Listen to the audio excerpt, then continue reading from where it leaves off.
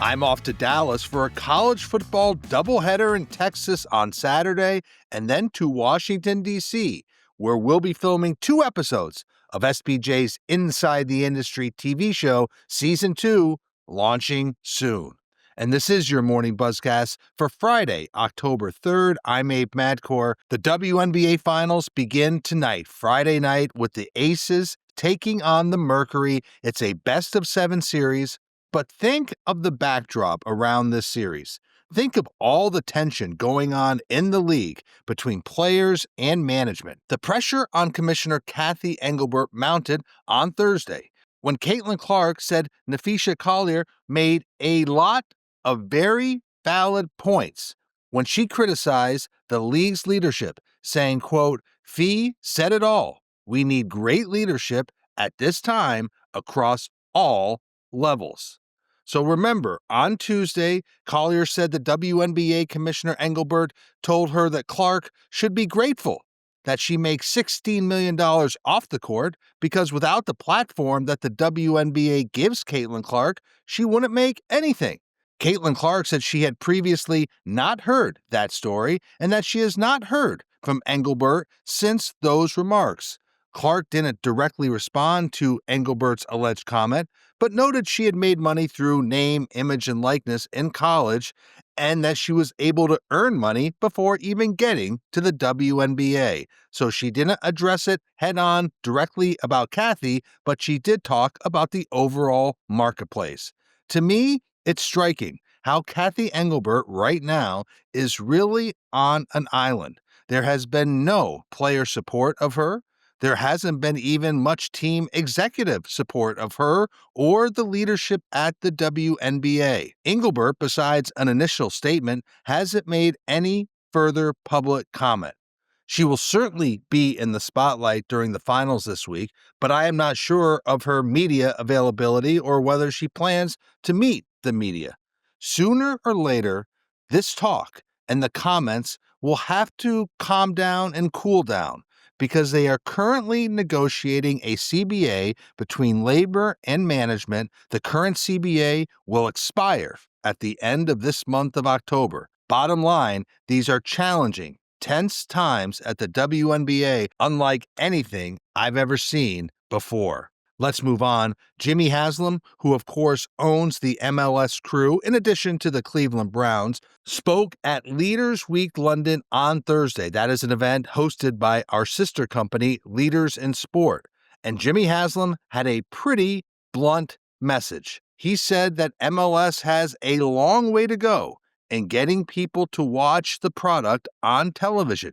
And he attributed the league's struggles to cultivate an in-home audience to the quality of play in MLS, saying that MLS must put out a better product on the field in the U.S.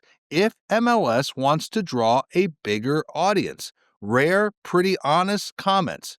Haslam noted that with the Browns, the NFL TV deal pays his team $420 million a year. And then he noted the MLS TV deal, that pays $4 million a year. And so he admitted that Major League Soccer still has a long way to go when you look at the delta between those TV deals. Overall, these were pretty strong words by Jimmy Haslam, who is known to be direct and straight to the point. So you do have some MLS owners who really want the league to open up their roster rules so they can all try and sign a player to the level of a Lionel Messi. But you also have a number of other owners who are very cognizant of overall cost, and many owners want to strive to control those costs and maintain competitive balance. So there is a difficult rub and there's a difficult balance there still to be worked out. Now, Jimmy Haslam also didn't rule out future promotion and relegation. He did say MLS is going to have to continue to try to do different things if it wants to be among the top soccer leagues in the world. Bottom line, pretty blunt comments from Jimmy Haslam on the state of Major League Soccer. Meanwhile, staying with soccer, The Athletic is reporting that Manchester United are exploring the possibility of playing a mid-season friendly match in Saudi Arabia.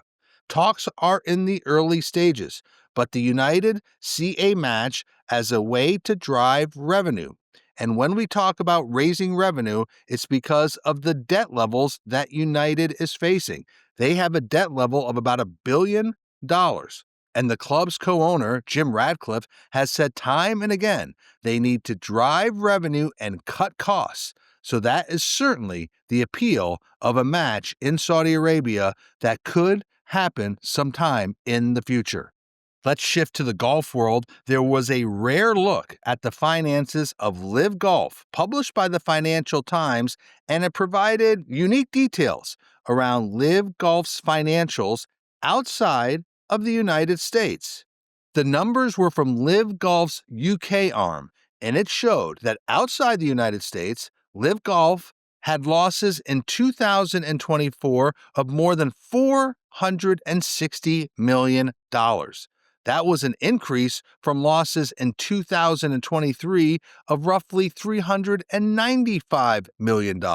So LIV's UK division operates all of its events outside the United States. And remember, LIV plays 7 of its 14 events outside the U.S. So this gives a pretty good snapshot of the league's financials. SBJ's Josh Carpenter broke down some other numbers and noted that LIV's contracted revenue in 2024 totaled almost $65 million, with more than $25 million of that coming from their very successful event in Australia. He also broke down other areas of revenue around hosting fees, sponsorship revenue, and media and merchandise. So what does this all mean?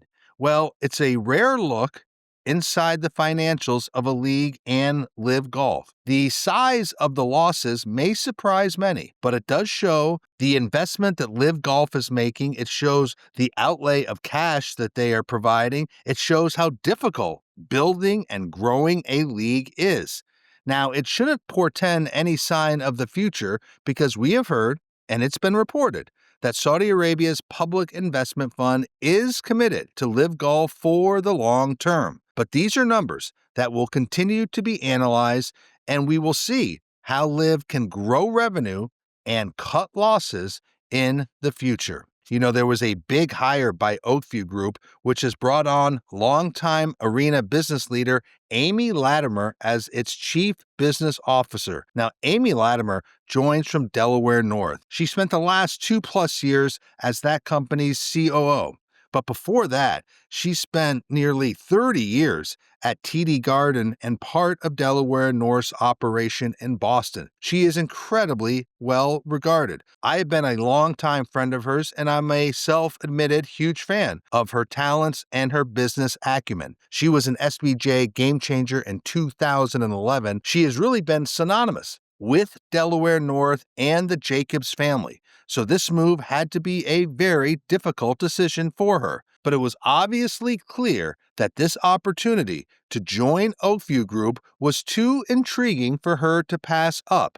She becomes Oakview Group's first chief business officer. She'll report to the company's interim CEO, Chris Granger, himself a veteran of the arena world. Granger and Latimer have known each other for decades. And so what's her job?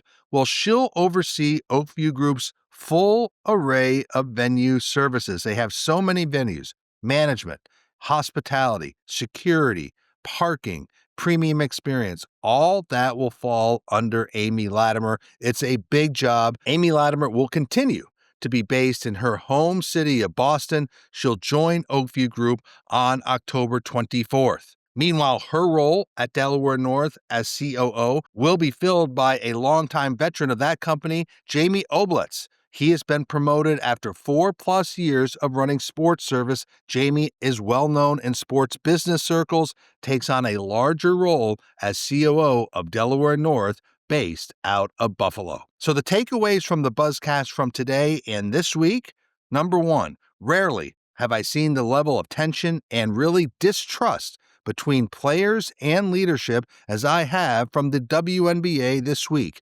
It's quite striking. It will be worth watching to see how it manifests itself during the finals that start tonight.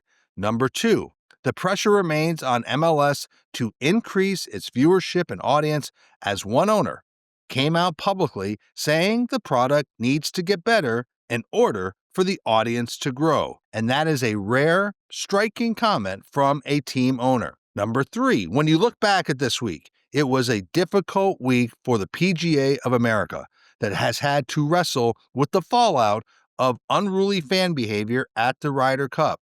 It's been a week of apologies for the PGA, and for PR professionals, it has been a real-time case study on crisis communications. And finally, as MLB heads into its divisional series, the week showed again how compelling playoff baseball is. The week showed that there is new ownership at the Tampa Bay Rays, which will look to change the script in that market. And the week also showed some pretty honest comments by Commissioner Rob Manfred. It was the post I heard the most feedback on this week from the Buzzcast about future labor negotiations in baseball. I'll say it again. Do not just focus around a salary cap when it comes to what management wants in a new deal, but also any cap has to come with a salary floor. And Manfred said, in some ways, a floor may be more important than a cap, and you cannot overlook that issue. Why is that important? Well, it will be an immense challenge because there are a number of teams that wouldn't hit the likely threshold and do not want to spend that much on payroll and will want more revenue sharing from other teams to make that work. So don't always just look at a salary cap, but a salary floor is just as important, if not more so.